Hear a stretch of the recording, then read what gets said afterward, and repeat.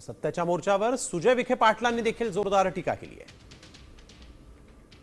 प्रयत्न असा आहे की हे एक ग्राउंड तयार करतायत की उद्या जर पराभूत झालो, आणि जे ते होणार आहेत, पराभूत झाल्यानंतर एक कारण अगोदर शोधणं, तसं आम्ही डॉक्टरच्या भाषेत म्हणतो प्रोफिलॅक्टिक ट्रीटमेंट, वॅक्सिन घेतो जसं आपण मोठा आजार होऊ नये तशी ही वॅक्सिन आहे त्यांची, की पडल्यानंतरचं भाषण हे आजच तयार करून जनतेपुढे जाणं, एक फार्स निर्माण करणं.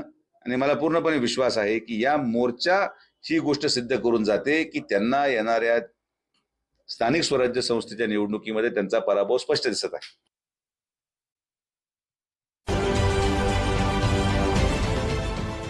देश विदेशातील प्रत्येक घडामोडींचे लाईव्ह अपडेट मिळवण्यासाठी आता साम टीव्हीच्या सर्व सोशल मीडिया प्लॅटफॉर्मला लाईक, फॉलो आणि सबस्क्राईब करा. तसंच सर्व नोटिफिकेशनसाठी बेल आयकॉन प्रेस करायला विसरू नका.